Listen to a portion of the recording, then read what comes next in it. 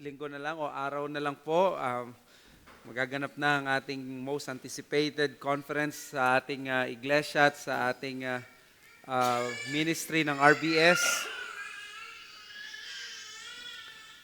ang Reformed Bible Study Conference.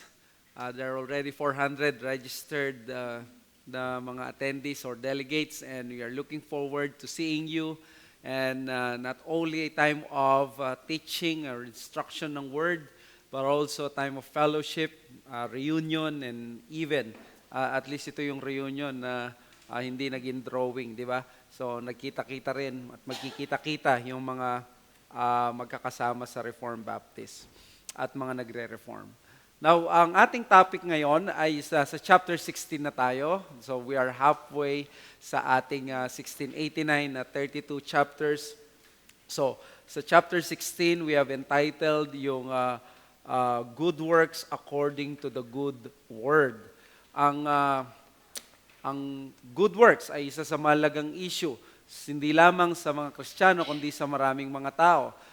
Kahapon ay tahimik siguro na naalala ng mga iilan na yun kahapon ang death anniversary ng kinikilalang pinakautak ng pinaka-premiadong theologian ng Calvinism, and that is of course si John Calvin. 460 years ago, that was May 27, 1564, na si John Calvin ay namayapa at nagpalibing siya sa isang unknown grave. Pero ang kanyang theology ay siyempre dadaan sa test ng Scripture. Pero hindi lamang sa test ng Scripture, meron ding test ng application. Kung ito talaga ay galing sa Diyos, we can expect yung ito'y magkakaroon ng bunga na maganda. Alam nyo ba na si John Calvin, isa sa test ng Calvinism or ng kanyang teaching, is that yung influence niya sa society, sa kanya nang galing ang concept ng public education at yung pagkakaroon ng safety health protocol sa mga pagkain. Nandoon din ang Red Cross hanggang ngayon na headquarters sa Geneva, Switzerland. It attests to the fact na itong Switzerland, under the Protestant theology and Protestant movement, ay hindi siya naging isang syudad na paatras, kundi isang progresibong syudad dahil sa naging effect ng theology nila na nagkaroon nga ng pananaw yung mga Swiss that there is what they call the Protestant work ethic. So in other words, ang assertion is that ang Protestantism ay magiging maganda sa society, and that's what is the story of the European history is all about. Kaya naman we believe na ang Christianity or ang isang turo, if this is really from the Lord, then therefore magkakaroon ito ng test ng sa pananaw ng ng mga unbelievers. Even unbelievers have a concept na maging mabuti sa kapwa at sa ibang tao. Ang tanong is, our faith, does it result to good works? At meron tayong definition sa Bible at sa confession natin, ano ba yung pwede nating tawaging good works? Hindi po pwede na tatawagin mong good works ang lahat ng iniisip ng tao na mabuti. Yung mga nasa bilangguan, pwedeng nagdadamayan ng mga drug addict, nagbibigayan sila ng, let's say, ng kanilang mga substances, at para sa kanila, gumagawa sila ng mabuti sa bawat isa sa kanilang mga kaibigan. But we cannot consider that good works because it harms people. Kaya dito sa 1689, napakaganda ng definition niya. That's why we ask the question, what are the good works according to the good word, which is the Bible? Tingnan natin sa Titus chapter 2 verses 13 to 14. Ang sabi ng Scripture, ito daw ang magiging result ng gospel o ng Christianity is that we will wait or waiting for our blessed hope, the appearing of the glory of our great God and Savior Jesus Christ, who gave Himself for us to redeem us from all lawlessness and to purify Himself a people for His own possession who are zealous for good works. So, ang mga tunay na Kristiyano dapat makikilala sila hindi lamang sa good works, kundi sa pagiging masigasig, sa pagiging zealous sa good works. Now, bago natin tingnan yung issue ng good works according to the Bible, bigyan muna natin ano ba yung bad news pagdating sa good works. Hindi porke good works okay na kagad ito. Well, sa scripture or sa ating pag-aaralan, the common error among religions is that how they see the role of good works in the faith. Napakalaking issue nito. Isipin mo siguro kung good works yan sa confession, siguro mga 2 paragraphs lang ang ilalaan ng mga framers natin. But look and behold, 7 long paragraphs ang nilaan ng mga framers ng ating confession, which tells us napakalaking issue ng good works sa panahon nila. That's why sa Reformation and church history in general and the Reformation in particular were littered with controversies relating to this issue. Ang mga Catholics noon, they believe ang good works ay importante bilang ugat ng kaligtasan. In other words, kailangan mong gumawa ng mabuti para maligtas. That is why ang mga Protestants, they rejected the teaching. Sinabi nila ang good works, hindi siya root ng salvation, but it is actually the fruit of salvation. Kaya number 1, good works are the means of salvation. This is the first bad news on good works. Napakaganda ng gumagawa ng mabuti, pero dito nagiging masama ang paggawa ng mabuti kapag ginagamit siyang means of salvation. Sino bang kokontra sa paggawa ng mabuti? Pero kung ang gagawin mo is that yung good works mo, gagawin mo siya na parang ligtas ako dahil gumagawa ako ng mabuti, ito ay hindi biblical. This is the notion of having good works outweigh one's evil deeds to be saved. This is the popular, typical Filipino belief. Kahit gaano sila kasama, mabuti sila. And of course, ang thinking nila, mas marami silang nagagawang mabuti, so therefore, they will be saved. Ito yung pananaw ng maraming mga Pilipino. Kaya kung mapapansin nyo, maraming mga mayayaman din, o mga tao na nagkakawang gawa. We can even think of movies na mga drug lords, mga corrupt officials, they do some good works, nagdo-donate sa simbahan because they want na ma-outweigh ng good works nila ang mga kasalanan nila. But of course, in reality, in the sinful status of man, the sinner is condemned already, which means hindi po pwedeng gamitin ng good works para pang-alis ng kasalanan. It is not the plan and the design of God that our good works will be able to remove our sins because we are already condemned. Kaya ang good works, pag ginawa natin, we are being good people, but we are not making ourselves converted or saved. Romans 5:12, just as sin came into the world through one man, death and death through sin, so that spread to all men because all sin. So, ang dahilan pala bakit tayo condemn is dahil makasalanan tayo, hindi dahil kulang tayo sa good works. No? Then, secondly, that good works are unnecessary for those who are saved. So, ang keyword dito ay unnecessary. And this is the bad news dahil ang mga Protestants, they think na ang good works pala hindi magliligtas. Mayroon namang mga extreme na mga Protestants, sinabi nila, hindi kailangan ngayon ng good works sa kaligtasan. And this is false, of course. May mga tao naniniwala sa carnal Christian teaching. Ang carnal Christian teaching is the belief na hindi mo kailangan na mabago sa iyong sarili o magkaroon ng kabanalan. It is enough for you to receive the Lord Jesus Christ as Lord and Savior. Hindi kailangan na hindi pala Savior lang, pero hindi siya tatanggapin bilang Lord. Kahit hindi mo siya susundin bilang Panginoon mo. And this is of course, sasabihin nila, kahit wala akong reward sa langit, at least langit pa rin yun. So okay na sa akin yun. At least na-enjoy ko yung best of both worlds, yung mundo. Kaya para sa akin, para sa mga taong ito, fire exit lang ang gospel sa kanila. And those who hold to antinomianism, para sa kanila, ang law of God hindi kailangan sa Christian life. May mga ibang tao naniniwala na tayo ay sumusunod sa Diyos out of thankfulness sa kanyang pagliligtas sa atin, pero hindi na natin kailangan ang law of God. Of course, these are false. So, since we as evangelicals bask on the salvation by faith doctrine and not by good works, many of us have become master theologians of the former but ignorant of the latter. So, magaling tayong mag-discuss sa justification by faith alone, pero minsan nagkukulangan tayo. Ano ba yung doktrina ng good works? Tanungin mo man ang mga Christians, minsan kulang, even reform.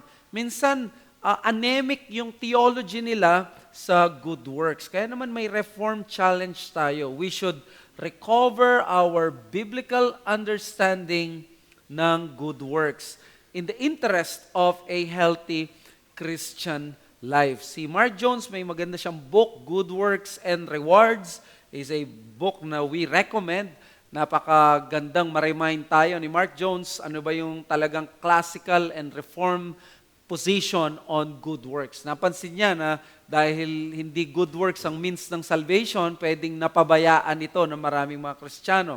And I quote, "The potential abuse and pastoral problems attached to this doctrine do not nullify its legitimate use and the necessity to discuss it.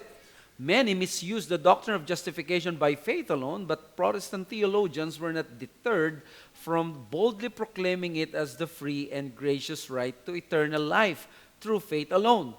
Glorious doctrines such as this or the incarnation are often misunderstood." So, kung tayo, kahit may misuse ng justification by faith alone, hindi tayo na-deter, how much more dapat sa good works, di ba? The abuse of a certain thing doesn't exempt us from, doesn't negate its use. Kung nakita natin, ina-abuse ng iba yung pag-consume nila ng wine, it doesn't mean na masama na yung wine in and of itself. Pero nagkakaroon ng bad rep because of others who abuse it, but then again, in and of itself, it is not bad. So,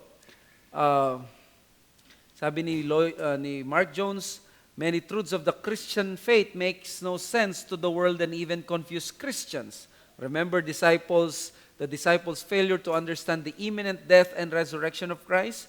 The apparent absurdity of certain teachings often highlights their inexpressible majesty and exclusive origin.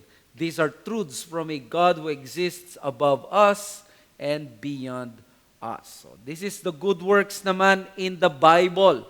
So, kung may bad news sa good works, ano naman ang good news sa good works? Well, let us discover, ano ba yung good works sa Bible? This is paragraph 1 ng chapter 16 ng 1689. Good works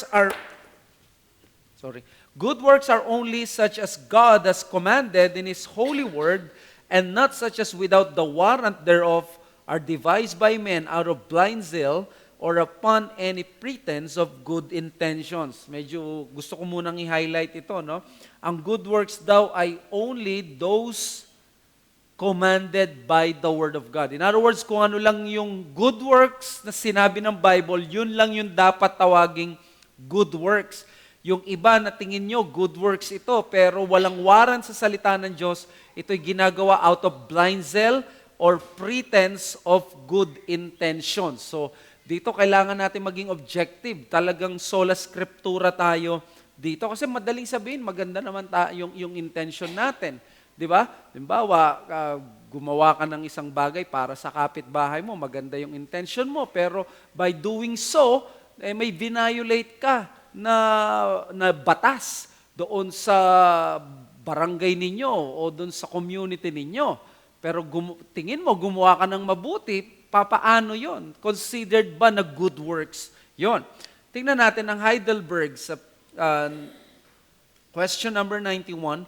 What are good works? Answer, only those which are done out of true faith, conform to God's law, and are done for God's glory, and not those based on our own opinion and human tradition.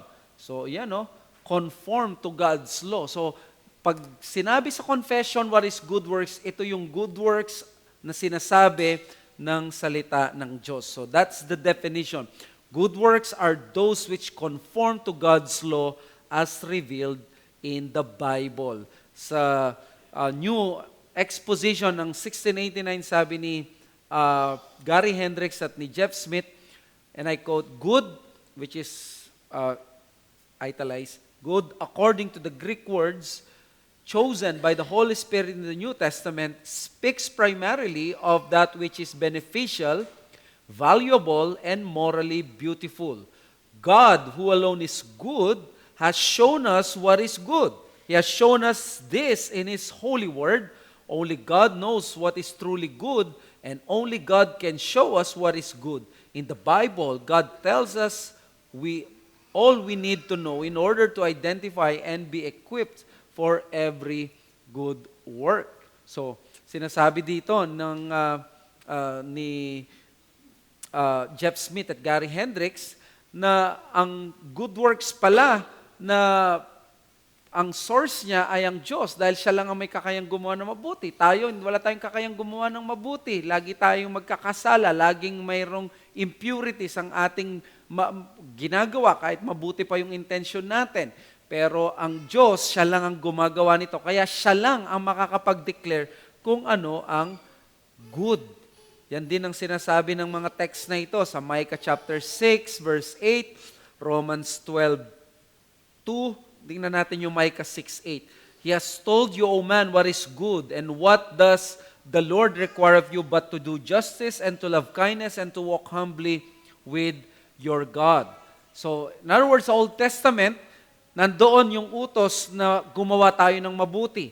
Sa Hebrews 13:20-21, now may the God of peace who brought again from the dead our Lord Jesus, the great shepherd of the sheep, by the blood of the eternal covenant, equip you with everything good, that you may do His will, working in us that which is pleasing in His sight, through Jesus Christ, to whom be glory forever and ever. Amen. We are dismissed.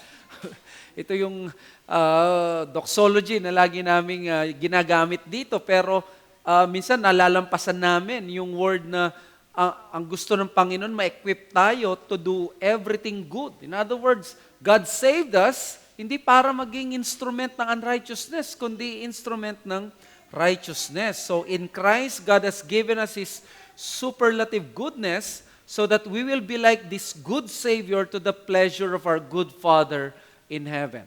Master natin, siya lang ang good. Ang Panginoong Diyos, siya ang good. Kaya maganda yung sabi ni Mark Jones, God is for us as He makes us like Him in His moral excellence and overcomes our defacement by sin.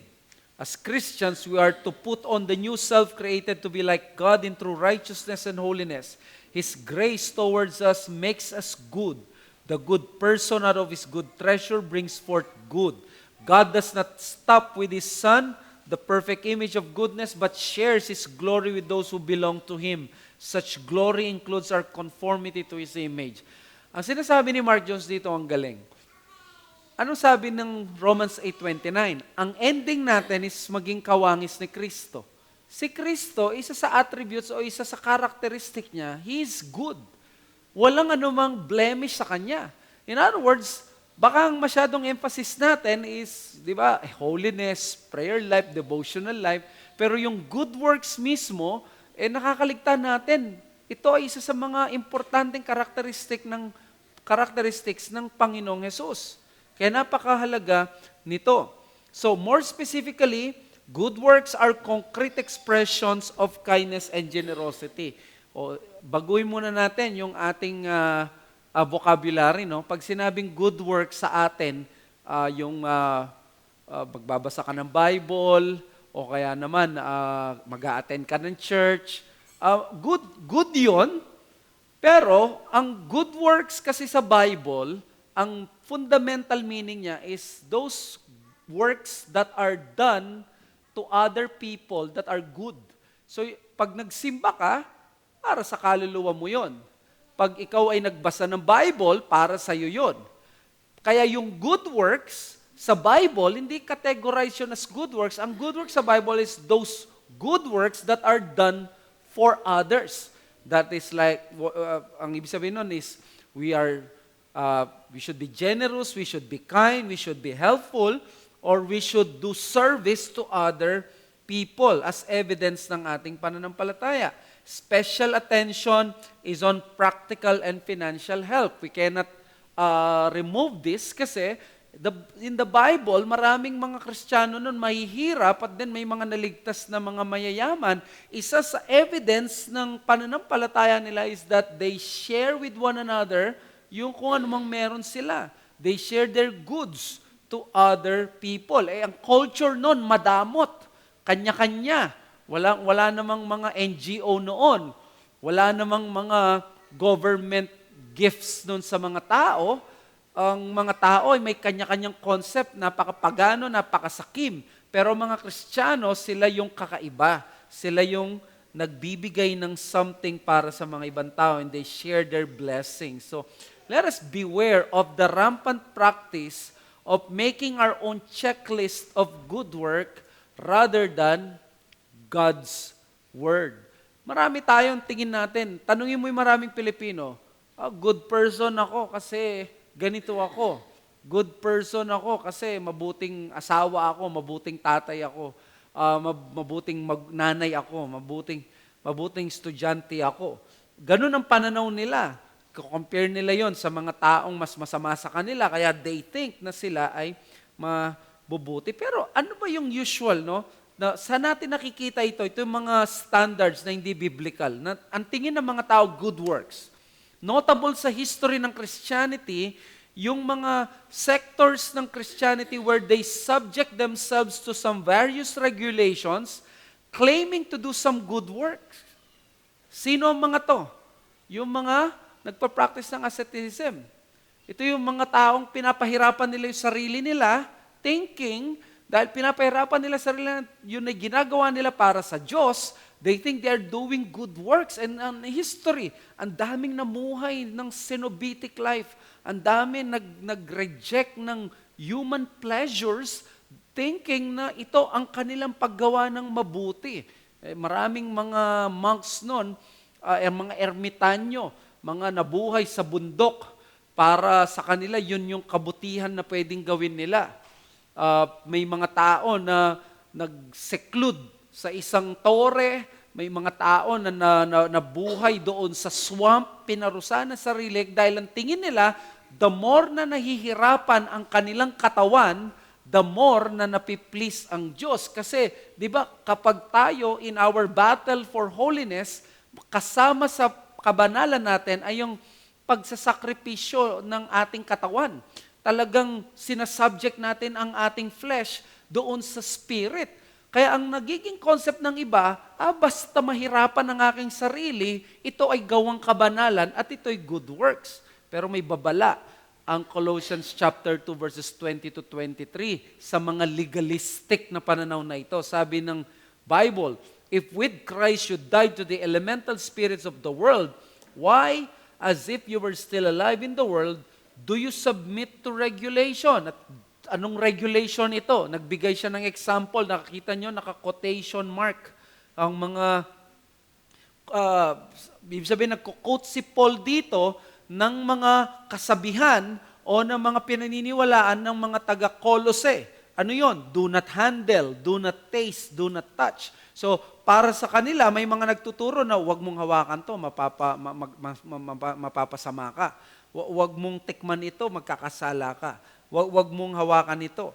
So, referring to the things that all perish as they are used according to human precepts and teachings, these have indeed an appearance of wisdom in promoting self-made religion and asceticism and severity to the body, but they are of no value in stopping the indulgence of the flesh. Yung mga ginagawang santo ng Catholic Church, minsan nagpe-perform ang mga yun sa mga stories nila na pahihirapan nilang sarili nila. Parang penitensya. I know of a nun na naging saint ngayon na ang ginawa niya, natulog siya sa sahig na napakalamig. Tapos hindi siya gumamit ng anumang beddings. Para sa kanya, yun yung magiging pagpiplis niya sa Diyos. Pinarusahan niya yung sarili niya. Kaya naman natuwa ang maraming mga Katoliko, nandun yun sa sa Europe. Natural, napakalamig doon. Nagka-develop siya ng pulmonya dahil doon at naka-contribute yun sa kanyang kamatayan. And the Catholics were hailing this person na napakabanal niya. Sabi niya, may appearance of wisdom yun, sabi ni Paul. Pero dahil wala sa Word of God, ay hindi kakaya na i-stop yung indulgence ng flesh. Hindi pwede, yung sinasabi ni John Piper na you fight flesh tanks with pea shooter regulations. Hindi po pwedeng bawalan mo lang ang tao na, wag mong gawin ito, wag mong kainin to, wag mong inumin to. Yung puso ng tao, yun yung dapat na ma-address. So, we cannot declare something good unless authorized by God who alone possesses the right to declare what is good. Hindi kasi tayo pwede mag-operate outside the moral law na sasabihin ko, de-declare ko, ito, good ito, yung mga bagay na ito. At dito nagpo-flourish yung maraming mga cults at yung mga extreme na mga sekta na nagsasabi sila na good ito, na i-offer natin ang ating dugo, sugatan natin ang sarili natin, at mag-offer tayo, iinumin natin yung dugo, di ba? Ano pa yung mga language ng good ngayon sa maraming mga tao? Hazing, di ba? Yung isi-share nila yung mga saliva nila, then iinumin nila yan, para daw brotherhood, it's an act of goodness sa mga ano.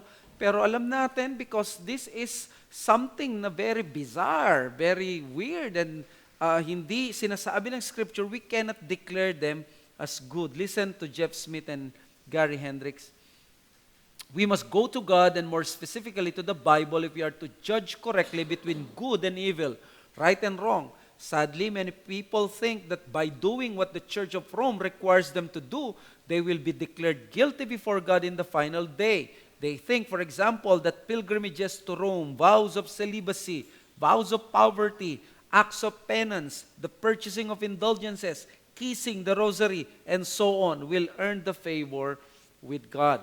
So, kailangan gawin mo ito para ikaw ay accepted na gumagawa ng mabuti. If not, you will be guilty before God. So, hindi natin to pwede na i-adapt. We cannot say na, ay, bakit di nyo ginagawa ito? Because these are not good works. These are evil works because they have may appearance ng wisdom but they cannot stop the flesh. As I have said to you, ang Pampanga, ang isa sa capital ng Philippines pag Holy Week because dito sa aming probinsya nagpapapako ang mga iilan na mga Kapampangan, literal na nagpapapako at nagpipinitensya dumadaan sa harapan pa ng bahay namin. Sinusugatan ng blade yung likod nila tapos kung ano mang hinahampas nila doon para dumugo ng dumugo. But the same people, sila yung nagpakalasing muna bago nila ginawa yun, and then after that, wala kang makikitang righteousness because ang asceticism is may concept siyang binibigay na parang banal ka without going through the mortification of the flesh. Hindi mo kailangan labanan ang anumang sin sa heart mo. Yung anger, yung bitterness, yung ungodliness, yung jealousy, yung hatred. Hindi mo kailangang pakialaman yan. Ang gagawin lang ng mga taong ganito is that they would just do these things which is externally or outwardly mas mainam. Anong mas mainam sa inyo? Yung labanan ninyo, patayin nyo yung kasalanan na paborito ninyo o dasalin nyo yung rosaryo? O, alam ko, dahil nagdadasal kami ng rosary hanggang 5, mystery. To the point nga definition namin sa love is like a rosary that's full of mystery. Daming misteryo nun, 5 yun 50 yun, yung mga beads, kada isang Hail Mary yun. Kaya, hindi natin pwedeng isipin na makakapag-contribute yun sa ating kabanalan. And, next, the others, we may love to boast of doing good things in other area, neglecting the work which God has specifically commanded us. For example, isip natin, pababayaan natin yung responsibilidad natin, yung pamilya natin, yung magtrabaho tayo, and then mag-ministry tayo. Akala natin, we are doing these things na parang good, but the truth is, ang command ng Diyos, if you want to do good, ito muna, yung pamilya, hindi ang mga ibang mga tao. And then some have justified their clear disobedience to Scripture with their good work. Diba? Marami, hindi na muna ako magsisimba, hindi muna ako mag-church kasi minsan may nagtanong sa akin yan masama bang magtrabaho para sa pamilya? Hindi na ako mag-attend. Di ba dapat maintindihan yon? Di ba? Ito yung mga tao na tingin nila because they are doing good, then therefore they can disobey the other clear commands of Scripture. That is not good works. Good works, not according to the Bible, is the standard of the Pharisee. Diba? Kung hindi yan galing sa Bible, hindi mo yan pwedeng gamitin na measurement ng pagiging mabuti ng tao, ng pagiging banal niya. Sabi ni Sam Waldron sa kanyang exposition na 1689, what I rebuke the serious study of the Scriptures administers. Our spiritual anemia is revealed in the rarity of our practical and financial expressions of kindness, which the Bible calls good works. The spiritual perversion of many professed Christians in our day is also revealed. To the Jews, a good work was washing your hands when you eat bread. They had their man-made checklist. So also do many today. Men love this mentality. They have an eagle eye to the violations of their rules, but are blind to compassion and good works. The ironic thing is that the most critical and mean-spirited people on the face of the earth are often those who pride themselves on their conformity to a man-made checklist of good works. The spiritual blindness of many professing Christians is revealed in their violation of biblical duty in favor of that which they esteem to be a good work. How often Christian workers have justified prolonged absence from their families and failure to perform the most basic family or parental duties by the good work of being a missionary or an evangelist. How often women have violated the Scriptures in doing the good work of preaching and shepherding the church. So, ito yung mga natin.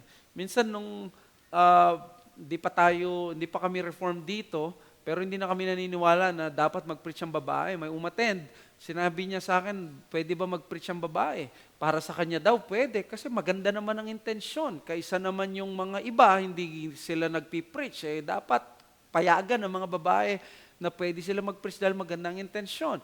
Pero hindi porke magandang intensyon, pwede nang gawin kasi merong clear teaching sa Scripture na hindi pwedeng mag-preach ang mga babae. And this is not misogyny. This is clear. This is just a clear will of God. So, and alam nyo, being in the ministry or as a Christian for more than 20 years now, I've seen this. Totoo ito. Ang mga most critical and mean-spirited people on the face of the earth are often those who pride themselves na nagko-conform sila sa man-made checklist. Sila yung pagdating sa pagiging gentle sa mga tao, pagiging mabait sa mga tao, kind. Hindi mo makikita, pero napakadali nilang mag-spot sa mga ibang mga bagay. I'll give you an example. Doon sa years ago, nung nasa mga early years ako ng seminary training, pag may mga conferences, may mga grupo ng mga Christians na dumarating doon, na naka-necktie, naka-long sleeve, uso sa amin nun yung leather Bible na maliliit. Hindi nila gusto yun. Wow, cute Bible ang tawag nila. Kasi nga, dapat malaki. Dapat nakikita. Tapos maganda yung bihis mo. Mga man-made na ayaw nila yung buhok na kung ano-anong ayos. Dapat uniform sila doon sa kung ano mang clean cut, ganito. Now, I'm not saying na masama ang clean cut, na I'm not saying na hindi maganda ang magbarong o malinis ang itsura. Tandaan natin, hindi ginamit ng Diyos ang modesty para itago ang masamang ugali. Kasi lagi nilang accusation kung sino daw yung pang mga walang tattoo, kung sino yung manamit ng malinis, sila minsan daw yung hipokrito. Hindi ganoon ang konsepto. Walang kinalaman ng pagtatato at yung pagdadamit ng tao, usually sa kanyang panloob. Hindi kayo pwedeng i-equate yan. Pero dahil hindi nilikha ng Diyos ang modesty para maging taguan ng masamang ugali. Pero ang masamang mga tao na ugali nila ay yung mga marami silang mga standards na unbiblical. Kailangan ng babae ganito ang suot, kailangan ganito. Pero harsh nila sa mga ibang mga tao. Napakakonting mga pagkakamali mo, napakatindi ng kanilang magiging parusa. Ganyan din ang nangyayari, no? Minsan sa ministry, nagkamali ng konti, tinanggal na agad. Tapos mayroong isang nabubuhay sa kasalanan publicly, pero dahil napakalakas ng kanyang kapit, hindi siya inaalis. Double standard ang nangyayari, 'di ba? Ganito yung mga man-made checklist ng mga tao.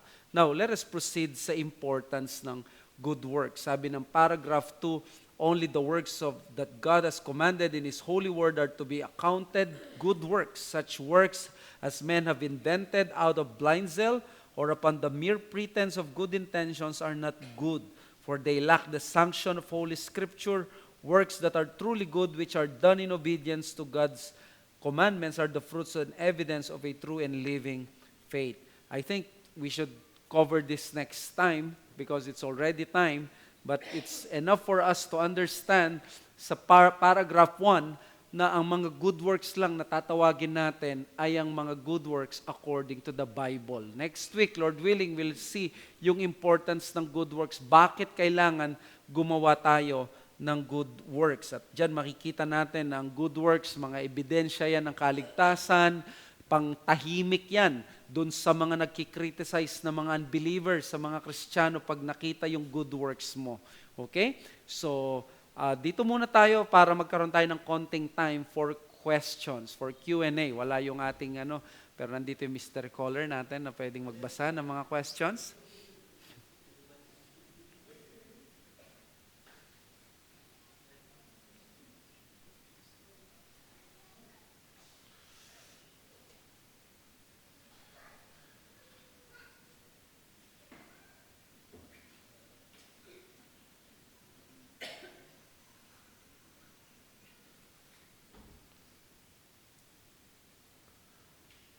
Do you have some questions?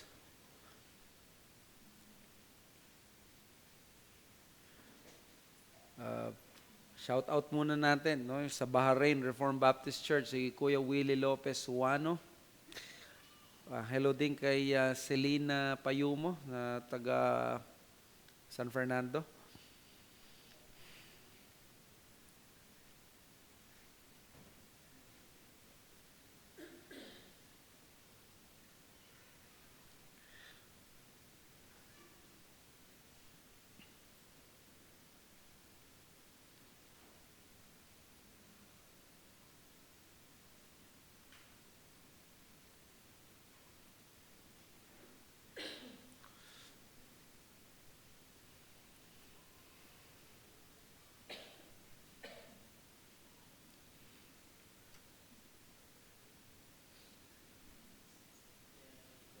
Question po si Ezekiel Asis. Thank you, Pastor Ramen Kaliwag sa lecture.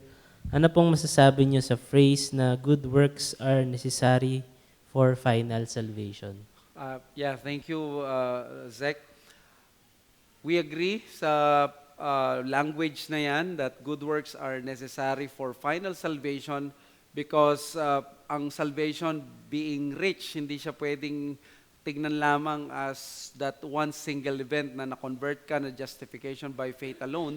Sa richness ng salvation, we have to see it na from election hanggang sa glorification. At kung one big plan ang salvation, ang redemptive plan ng Diyos, then therefore kasama talaga sa plano ay ang pagbabago at yung paggawa ng mabuti. So therefore, hindi po pwede na ang isang tao magki-claim siya nagkaroon siya ng conversion, naligtas siya, pero pagdating doon sa kanyang buhay, aabutan siya ng maraming taon ng pamumuhay pero hindi nagkaroon ng changes. Ito yung sinasabi na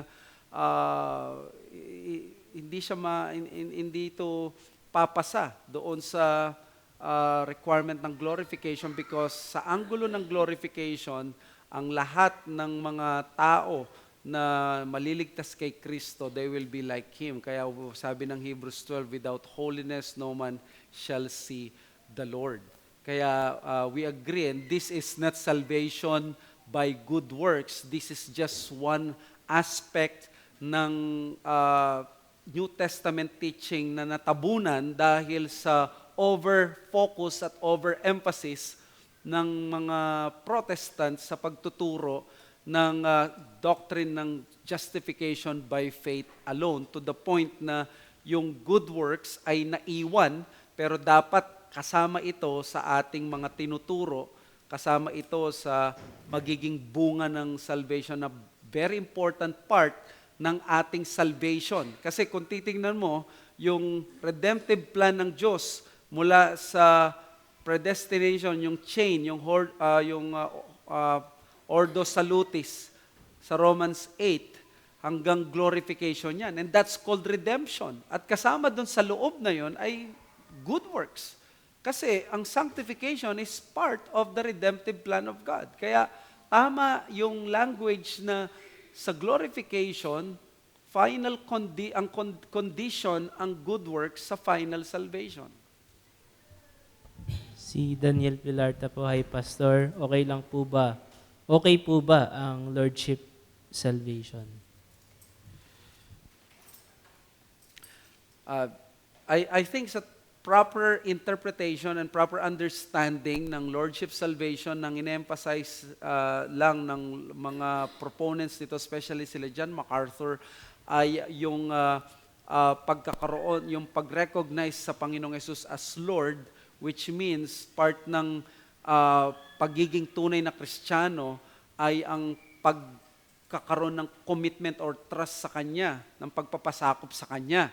Now, we understand that there are some reform understanding na ini-insist na ang lordship hindi dapat siya mapunta, o ang lordship is an issue of obedience, kaya ang true gospel is simple faith in Christ. We understand that, pero ang pinanggagalingan naman ni John MacArthur is that yung tao na naligtas, kailangan meron siyang pagkilala sa Lordship salvation, because ang controversy dito ay may mga tao na nagsasabing hindi na kailangan ng good works. So, pag tinignan mo ang paniniwala ng Reform, talagang ang language nila is you embrace the whole Christ, and that is faith in Him. Faith lang ang means of salvation. Kung sa language na yun, naintindihan natin yun. Pero gusto ko lang i-defend kasi mayroon kasi mga reform na kikriticize kay John MacArthur because nga na parang John MacArthur is sounding like na binibigyan niya ng extra commitment ang salvation because of his language doon sa gospel according to Jesus. But what he just means is that yung pinanggagalingan niya kasi is those people who believe na kailangan kahit walang good works, kahit walang submission sa Lordship, pwedeng maligtas. So I think with the proper understanding, you can understand both that these are not enemies. Si J.L. Jared Lucas, Pastor, may considered po ba na great and small good work sa Bible, or may category po ba ang good work? Sa Bible, may mga great commandments. The greatest commandment, so we believe mayroon degrees ng paggawa ng mabuti. May mga good works that we can say na mas mataas yung degree niya. For example, saving a lot of people kaysa sa pagliligtas sa isang hayop. Di ba? Pag niligtas mo yung pet ng ibang tao, that's a form of good work because you are doing good sa kapatid mo. Pero yung mismong life, pag-save ng life ng isang bata, like sa abortion, si-save mo yun. That's a form of important, it's an important part ng tinuturo ng Bible na good work. So yes, we believe na may mga greater forms of good works, but they are not salvific in terms of justification. And, timely din yung question ni Ezek. Question po ulit, may distinction po ba yung sanctification and good works? Salamat po. Well, sa definition ko kanina ng good works, wherein ang good works natin ay ginagamit sa language ng Scripture usually as works that are done to other people. Kung magbabase tayo doon, it appears na we cannot exactly equate yung sanctification sa good works. But I am not sure with this kung paano ito tinuro ng mga ibang mga reform or yung standard reform teaching. But based doon sa pinanggagalingan na yon, na because we can be sanctified by doing things for ourselves but not really considered na good works yun ng New Testament, because again, yung good works are good works being done to others. So by that definition, I think hindi siya necessarily equivalent, although there is for sure great close connection. So kung mag-stand yun as biblical, ang mangyayari is that sa ating sanctification is part ng ating buhay talaga is doing good things to other people, and that is part doon is influencing others and doing good things even to unbelievers. Last question na po siguro to kay J. Longamen. How about po, Pastor, yung mga tao or tribe na hindi nakakarinig ng gospel? Pwede po ba sila maligtas through good works? No, because sinabi natin kanina, they are already condemned because of their sin, and there's no amount of good works ang kanilang kakailanganin or magagawa para maisalba sila. The only solution is the gospel of the Lord Jesus Christ, the explicit knowledge of that Jewish Savior na namatay para sa kasalanan ng mga makasalanan. That's why it is important yung missions, yung proclamation ng gospel according sa Romans chapter 10.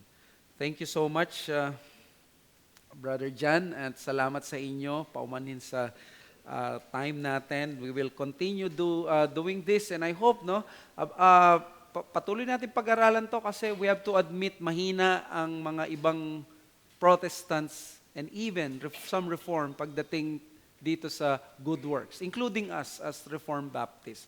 So, at least sa theology, hopefully. Let us pray. Father, we thank you for our lesson. We thank you na niremind mo kami na napakalaking issue ng good works sa aming pananampalataya. Kaya napakahalaga sa amin na makita namin to in accordance sa inyong salita. At nawa, hindi lamang kami makontento na sumampalataya kami sa inyo, kundi makita namin yung place ng good works sa grand scheme of salvation namin. We thank you, Lord. We ask this in Jesus' name. Amen.